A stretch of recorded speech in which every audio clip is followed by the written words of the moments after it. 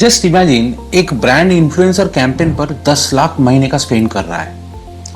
Video viral हो जाता है और मिलियंस में व्यूज भी आ जाता है, लेकिन कैंपेन खत्म होते ही 70% कस्टमर दोबारा कभी वापस नहीं आते। अब एक दूसरा एग्जांपल देखिए। एक ब्रांड एड्स या इन्फ्लुएंसर्स पर डिपेंड नहीं करता, इंस्टेड वो बिल्ड करता है customer community. Result 90% repeat purchase rate. तो सवाल यह है, क्या इन्फ्लुएंसर मार्केटिंग का एरा खत्म हो चुका है या ब्रांड्स गलत गेम खेल रहा है? Hi, I am Arindam from Marcom Trends और आज मैं आपसे डिस्कस करूंगा कि 2026 में स्मार्ट ब्रांड्स इन्फ्लुएंसर से ज्यादा कम्युनिटी बिल्ड करने पे क्यों फोकस कर रहा है। Let's break this down.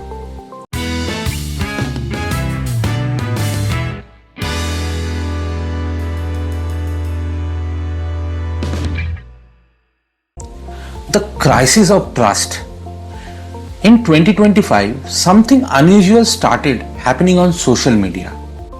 Creators posting videos like "Don't buy this product. This influencer product is overrated. Brands are fooling you." इस ट्रेंड को बोला गया डी इन्फ्लुएंसिंग और ये ट्रेंड सरप्राइजिंगली बहुत फास्ट ग्रो किया, क्योंकि ऑडियंस ऑलरेडी एक चीज फील कर रही थी, दैट इज इन्फ्लुएंसर फैटीग। कुछ साल पहले सोशल मीडिया पर इन्फ्लुएंसर्स ऑथेंटिक लगते थे, लेकिन धीरे धीरे हर चीज स्पॉन्सर्ड हो गई। चाहे आपका वो मॉर्निंग रूटीन हो, स्किन केयर हो, प्रोटीन पाउडर हो, लैपटॉप हो, कभी कभी तो मुझे लगता है ऑथेंटिक लाइव एडवाइस भी स्पॉन्सर्ड लगने लगा। Everything become an ad and audience are not stupid when every time reel starts with, "Guys, I have been using this product for last 3 months." People instantly know this is a paid promotion. Trust starts collapsing.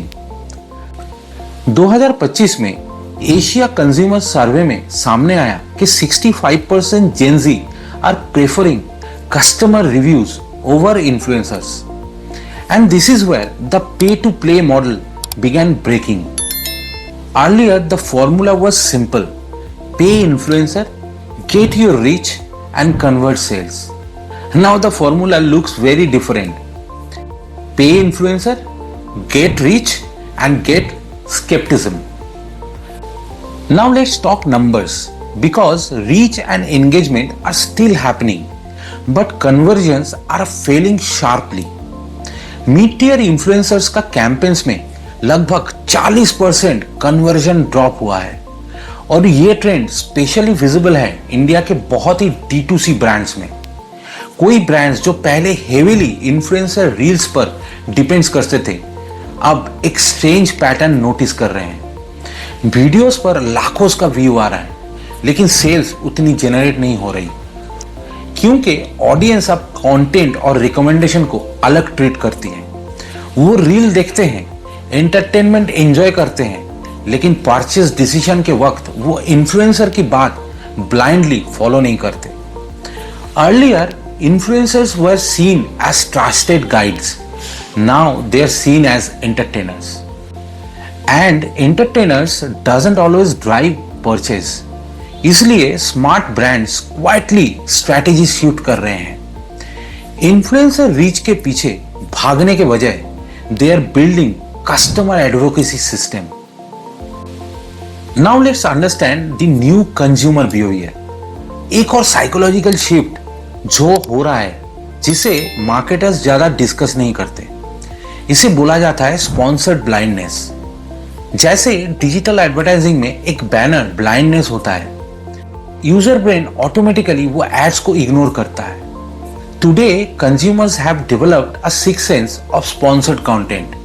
The moment a creator says this video is in collaboration with such and such, the viewer mentally switched off, not because they hate the creator, but because they know this is a commercial message. They prefer signals of authenticity.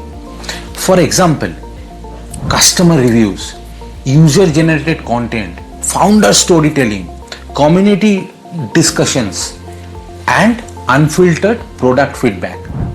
This is why some brands are growing extremely fast without heavy influencer spending because they are focusing on something deeper, that is community trust.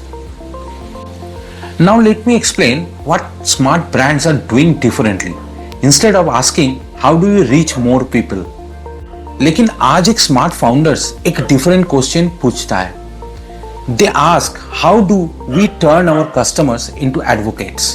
क्योंकि एक happy customer की recommendation 10x powerful होती है influencer promotion से. India में बहुत सारे new age brands ये अप्रोच आज एडॉप्ट कर रहे हैं. फाउंडर लेड ब्रांड्स बिल्ड कर रहे हैं, कस्टमर कम्युनिटीज बिल्ड कर रहे हैं, यूजीसी इकोसिस्टम बना रहे हैं, ब्रांड्स एम्बेसडर प्रोग्राम रन कर रहे हैं, लॉयल्टी ड्रिवन स्टोरी टेलिंग कर रहे हैं. एग्जाम्पल के लिए कई इंडियन ब्रांड्स अब व्हाट्सएप कम्युनिटीज रन कर रहे हैं जिसमें थाउजेंड्स ऑफ कस्टमर्स होते हैं.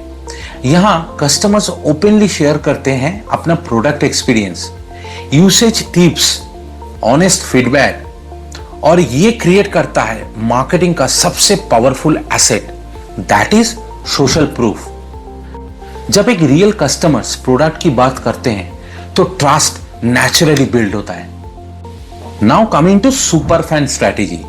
The most powerful marketing asset today is not an influencer, it is a super fan.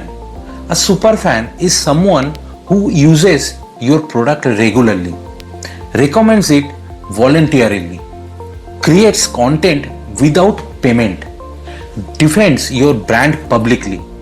जब ब्रांड एक सिस्टम क्रिएट करता है जहां सुपर फैंस एनकरेज होते हैं, मार्केटिंग ऑर्गेनिकली ग्रो करने लगती है. स्मार्ट ब्रांड्स कस्टमर को एनकरेज करते हैं रिव्यू शेयर करने के लिए, यूसेज वीडियो बनाने के लिए, कम्युनिटी चैलेंजेस पे पार्टिसिपेट करने के लिए, ऑनेस्ट फीडबैक देने के लिए.